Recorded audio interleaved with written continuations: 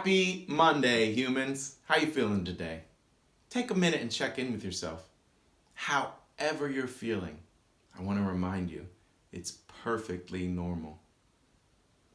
And however you're feeling, it's okay to share that with the people you trust, with the people that care about you, with the people you love. And by doing that, you're actually making it easier to be happy.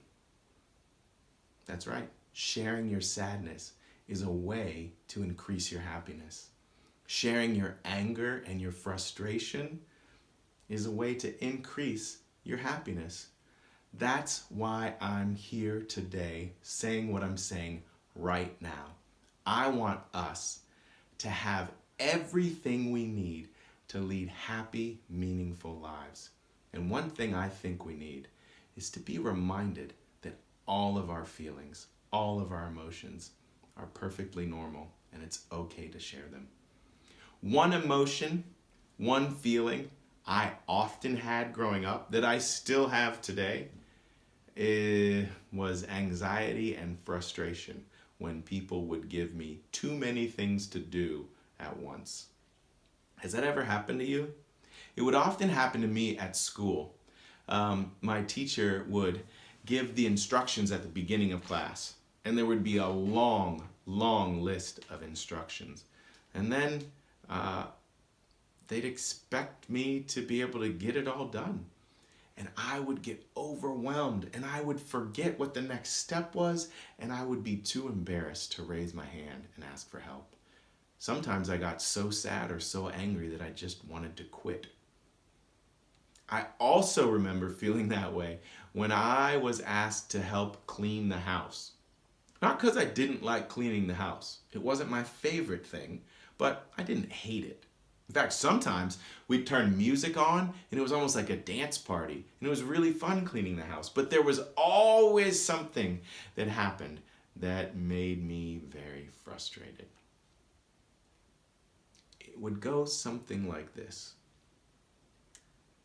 My trusted adult would say, "You need to make your bed."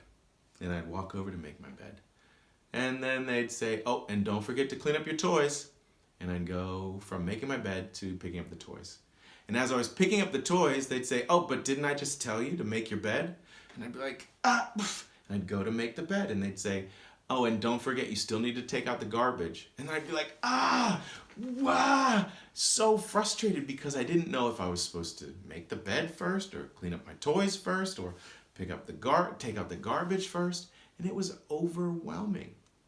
And now that I'm older, I find that I am often the trusted adult, giving my students and my children too many things to do at once. I forget just how frustrating that can be. Why do you think I forget that? Well, it has something to do with the guitar. It has something to do with my feet. What? Here's what I mean. The guitar used to be very, very difficult for me to play. In fact, just playing one chord on a guitar was almost impossible when I started. Why? Because on the guitar, the way that I'm playing it, I have to use my left hand to make the shapes of the chords, and I have to strum the guitar with my right hand. I'm right-handed, so strumming the guitar wasn't that tricky, but making my left hand do what I wanted it to do was almost impossible at the beginning. And it was very, very difficult. And I had to practice and practice and practice. And now my left hand does what I want it to do. But it wasn't easy at the beginning. It might look easy now. I might forget how difficult it was then. But when I stop, when I think, I remember, no, it was not easy at all. But what does that have to do with my feet? Well, now, these feet that I have, well, they're very good at walking me around my room. But when I was first born, these feet that I have, couldn't even stand up. And nobody made fun of me because they couldn't stand up.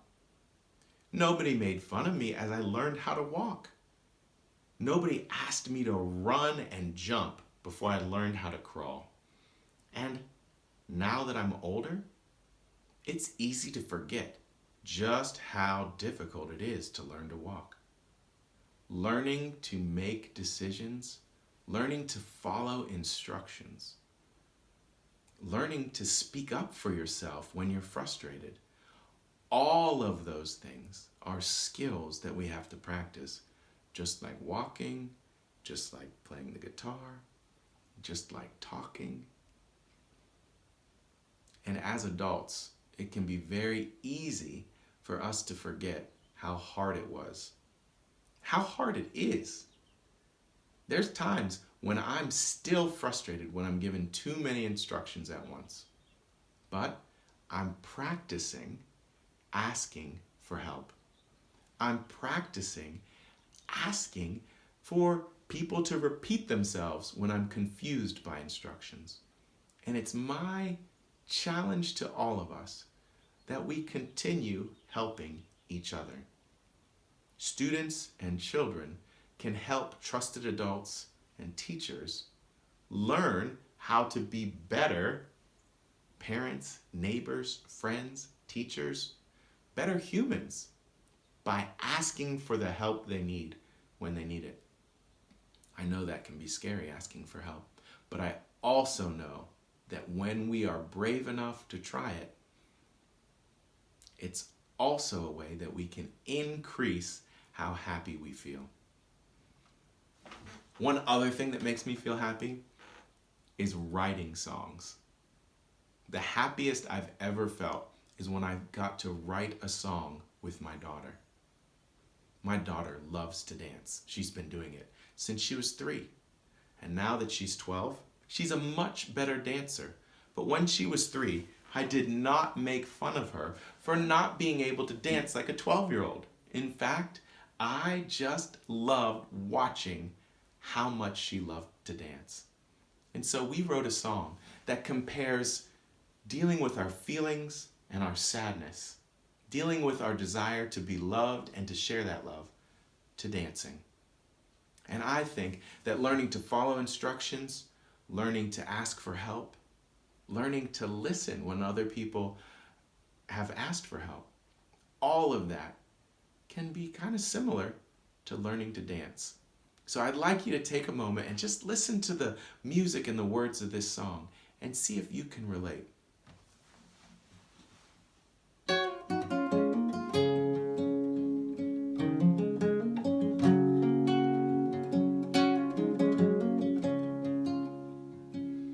Wish I could dance just like a bird in the sky. Wish I could spread my little wings and fly, and I'd soar to the rainbow's other side.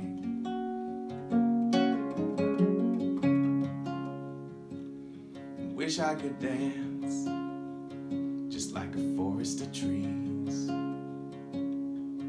and feel the wind blow all my leaves, and like burdens they'd fall in a cool autumn breeze.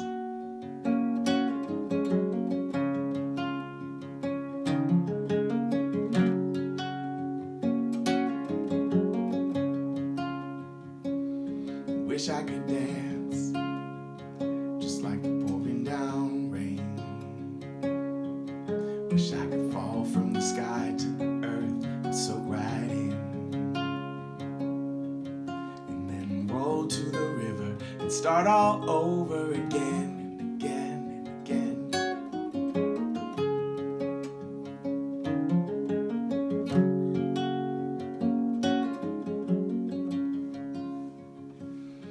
Wish I could dance just like a fish in the sea.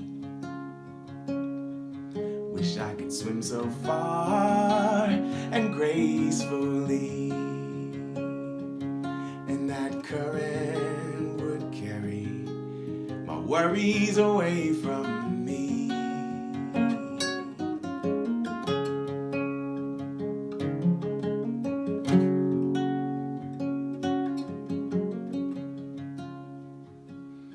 Wish I could dance just like a little mayfly. Wish I could give it all I got today before I say goodbye. I got 24 hours to love you. I'm gonna love you, at least I'll try.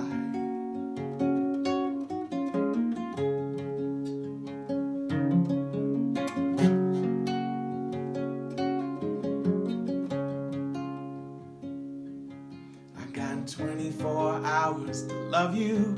I'm gonna love you, at least I'll try.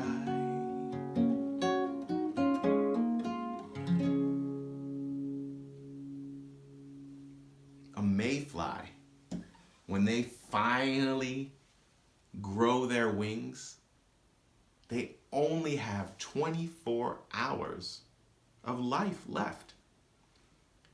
And my daughter and I thought that that was a beautiful metaphor for what each and every one of us have every single day. And that's 24 hours to love each other.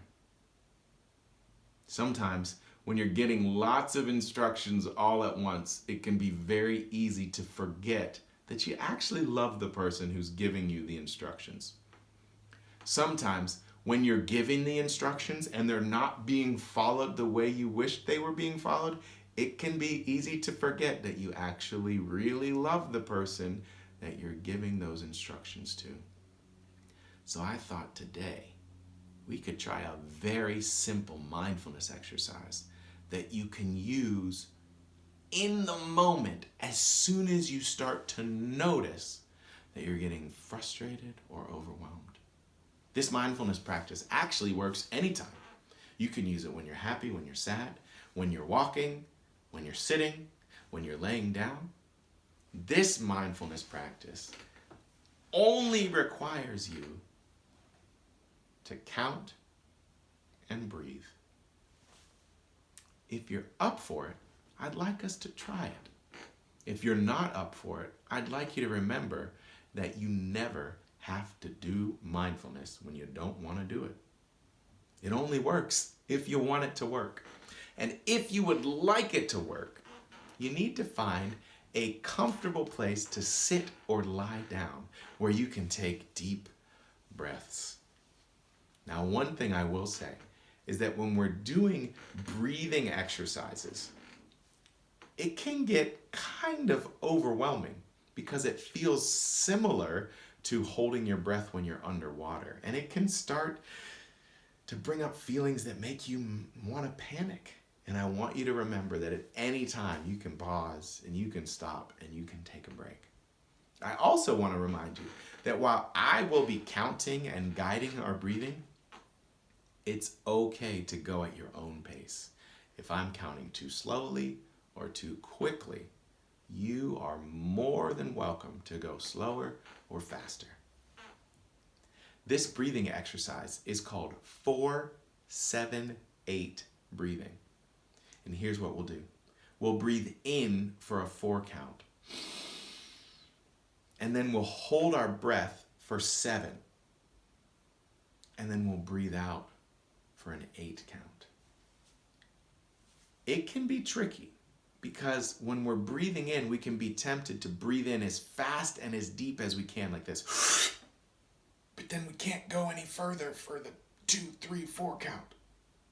And when we breathe out, we can be tempted to breathe out all of our air all at once. And then there's nothing left to breathe for 2, 3, 4, 5, 6, 7, 8. So I like to think you're breathing in like you're smelling a flower. And you're breathing out like you're blowing bubbles.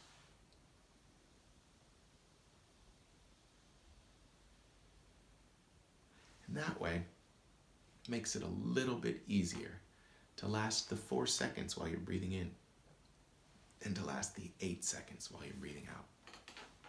Here's what it'll look like. Breathing in for 4, and holding for 7.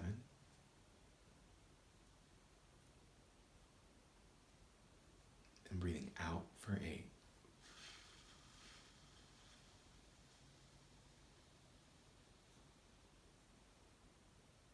And when you're ready, we can try that together. I'm going to stretch out a little bit.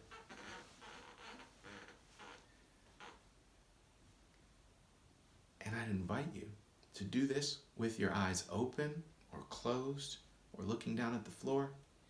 All we need is our breath and the count. Breathing in and hold.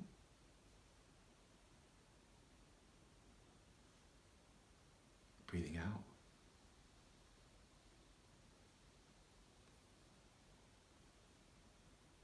Breathe in. Hold.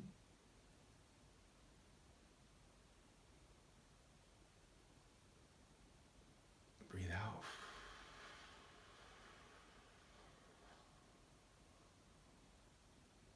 Breathe in. Hold.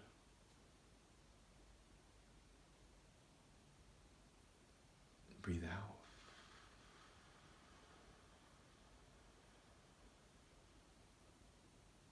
In. Hold.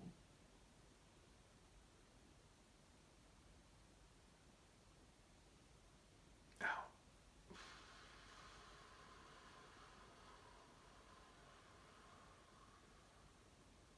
In. Hold.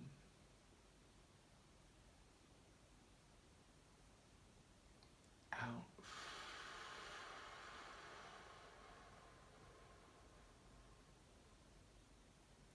In.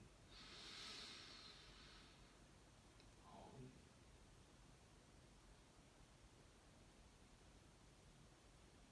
Breathe out.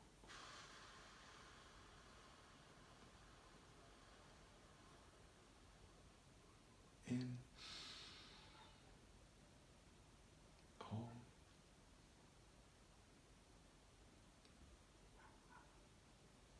Breathe out.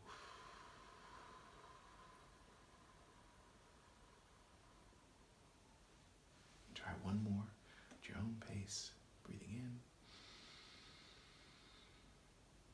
Holding. Breathing out when you're ready. Check in with yourself. How do you feel? I feel much more relaxed, but that's only because I've practiced this a lot. I remember the first time I did this exercise, I actually got more anxious because I was worried if I was breathing in long enough, or if I would be able to hold my breath for the 7 seconds, or if I could breathe out for 8 seconds, and it was kind of overwhelming. But after practice, and after realizing that I could go at my own pace, I really started to like this exercise. Do you have any idea why that breathing exercise works? Can you think of any time where you normally breathe like that? Breathing in.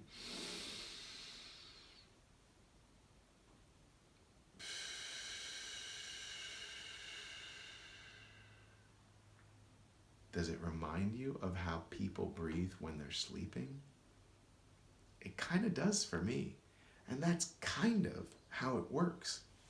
Your brain naturally relaxes when you're sleeping. And by mimicking that breathing pattern of breathing out for longer than you breathe in, your brain starts to release the same types of feelings that you get as when you're asleep.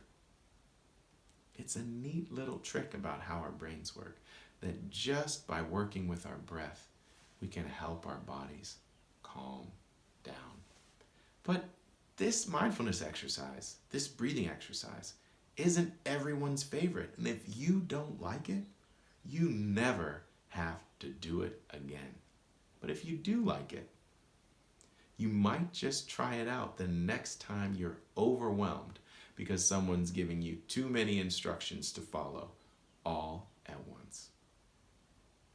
And whether you use it or not, whether you remember in the moment or not, there's one thing I need you to know, and I hope you never forget. Look right here.